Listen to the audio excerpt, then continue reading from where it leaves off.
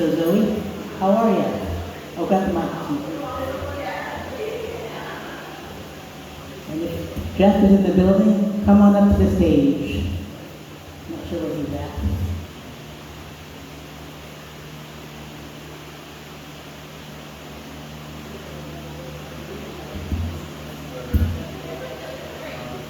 Fantastic.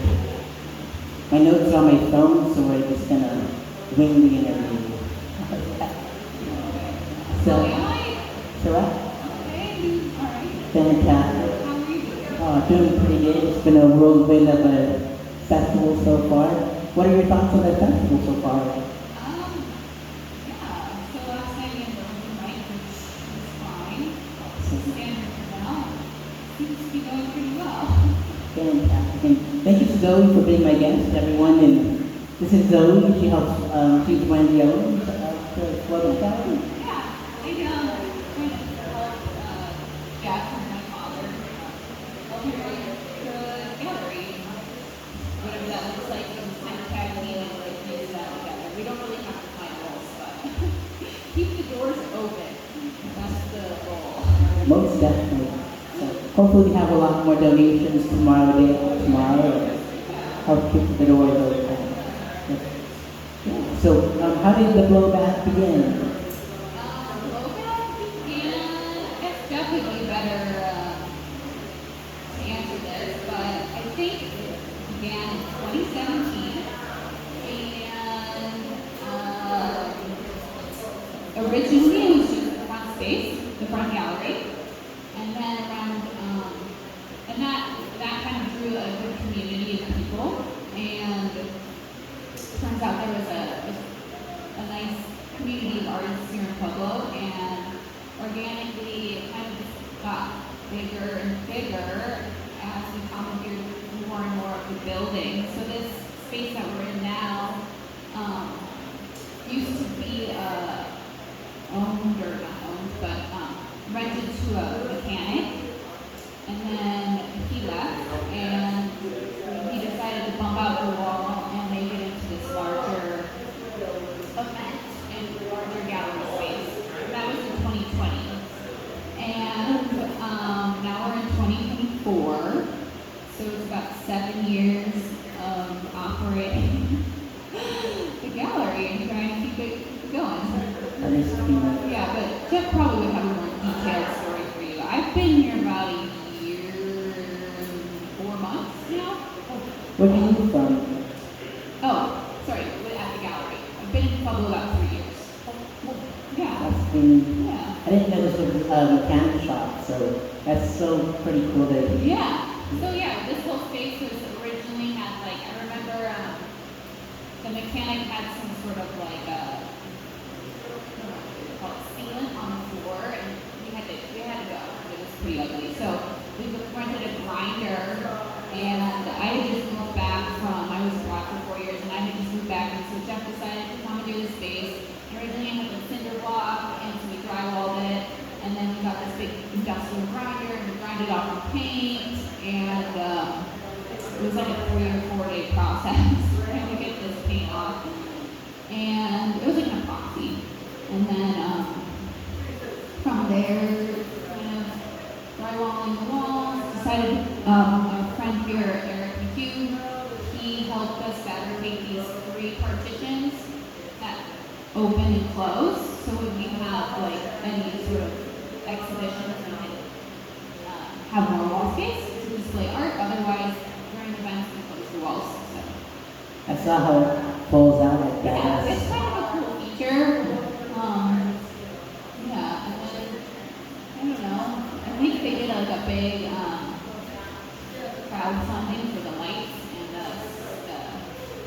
the stereo equipment, and put a stage in here, and just as we can do things, we do them. Eventually want to put a patio out front, it's a big money thing. We'll do our very best to pay for all that. I'm just very transparent. Awesome. Fantastic. Hey, Scoop, may I have you be our cameraman? Yeah, absolutely. Yeah. Pull up your director's chair too. We've got such a great crowd. Thanks Oh, for oh, being keep it on there. Keep it on there. But is it still recording? Yes. Awesome. And let us know when there's about when it hits like the 19-minute mark. Cool. We're at 6. Okay, fantastic. He's I forgot to get a camera guy, so. Oh, yeah. But I love that camera because it just shoots all the way through for like an hour non-stop, and my Canon stopped at 13 minutes. And Oh. I don't want to go back and forth. No, I don't know. I mean, phone works, definitely. So, how many artists through the years have you had, and like any notable ones that have come through and put their artwork in the gallery? What's your question? Oh, how many artists have graced the walls? Oh, yeah. I know. Gosh. I know it's probably been over 100 shows we've had. And as far as artists, I haven't, like I said, I haven't been here since the beginning, but a lot. So many artists. We should probably do some sort of ledger or tallying system to figure that out because that would be interesting. But we've definitely had like over 100 shows. So that's pretty cool. I would say. Yeah. I mean, if you care about the artists, then it's a good thing. I love the entire decorations from like the outside and the inside. So who did all the artwork on the outside and Well, just random people, whoever wanted to like volunteer their time and energy. Yeah, so like the Creek Crew, which is like they're a national. Graffiti? Are you part of that? No, Yeah. but I was just helping you with maybe graffiti art. Oh, the graffiti art, yeah, the Creature Crew, the graffiti art. So they've done some murals. There's a mural here on the side of the building. I guess that would be like the east side. And then they have one on the back alley that they've done. I think they painted the shipping container across the street. So originally the front of the building was painted by like Matt Ruffin with Dead Hand, and then we painted over that. So there's been lots of different iterations of graffiti style art all over the building. Yeah, and eventually we're gonna paint this wall. And, yeah, and then we had an artist from LA come through, and she did the art over there with the rainbow eye in the middle of it, which is pretty nice. Yeah. that's pretty neat. Yeah. We did all the sculpture on the outside too. Sculptures, some of them are done by Jeff. Some of them are done by Eric Pugh. Shout out to Iron E Studios. He's here based in Pueblo. And another handful of other artists, but mostly them. And also Jeff Wise, I think, did one of the pieces over there. But a lot of them have been moved to the, what's it called? The Royal Gorge recently. Yeah, so they're like on the, and just, yeah. I really go from Afraid of Heights. So What's that? I really go from Afraid of Heights. Oh, yeah, I haven't been either. I'd like to go. Oh, for sure. Yeah. It's when you ride your car across. Yeah, yeah. I hear it's beautiful. Big time. Yeah. I don't recommend walking across unless you're brave. So. Yeah. Apparently, yeah, anyway. So how long have you had music here? Yeah, so the music was, well, originally, after they opened the original space, Jeff opened up there's like also a studio space part of this building. So there's music in there for the first couple of years too. And he hosted bands that would just come through. And then eventually we decided to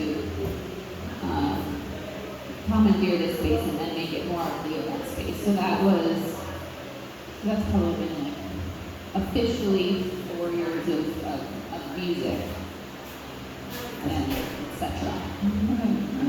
Another art form like storytellers and comedians and Yeah, we had a lot of performance art and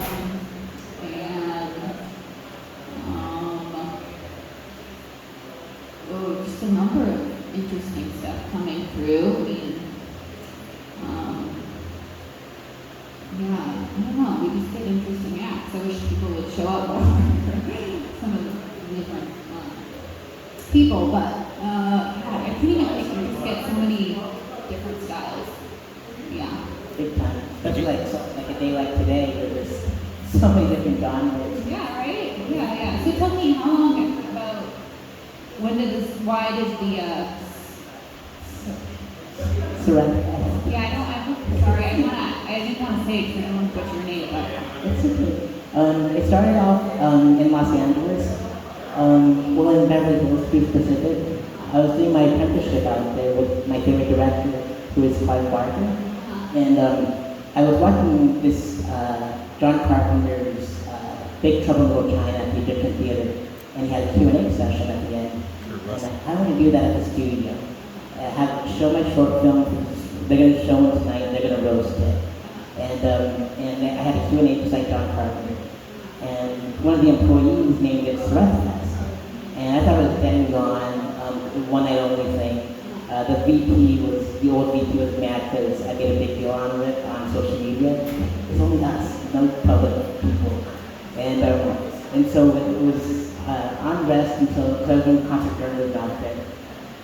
And so I moved back home to Colorado right after my apprenticeship days were done. And I wrote about all the local bands in Pueblo and interviewed all the comedians and performed stand-up with them.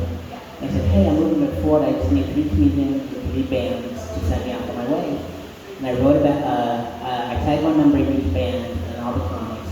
And they all went in on it. And I'm like, I just started something wild with these folks. It's like the Rainbow Bar and Grill with them bring the bricks of my journalism as the mortar. And we built it up from the ground up. And it started off at the venue in 1975, the downtown bar in Phil, I believe. And then it just popped up in different venues like the Sierra Country Bomb Shelter, to Smitty's Moonlight, the Rainbow, J. Michaels, all through the years. Cadoa Gallery. Cadoa Gallery was, yep. Greg Howells, right? Right. Yeah, they're neighbors. Oh, very cool. Literally live right next door. At the water tower, right? Or, He lives right next door. oh, he does? Wow, that's pretty neat. I didn't even know that. I know, he's so cool. It's great because he founded the Pueblo Journal and he's just a great part of the community and helps us a lot. And so we're grateful to have him right here in the neighborhood. Yeah. I agree. He used to have films shown at his old place. Yeah. And so we would watch movies there and BYOB. And, Yeah. and so we just formed a friendship that way. And so it just kept on growing and growing. And every single year I tried to put on more comedians and more local musicians and find a place to perform, for them to perform. Yeah. And so I raised money for them. So that's what made all those the admissions free and everyone can donate to the venue and keep the lights on. Because like when the pandemic hit, it was just, I didn't know how to save these venues. Because they were part of my life, big time. 1 minute? 2 minutes. 2 minutes? Awesome. So I was like, I gotta do something to save everyone. And so I got all my friends together from students. Sean was there to document it all. Lane has always been a part of it. Charlie McMullen in the back did all the artwork.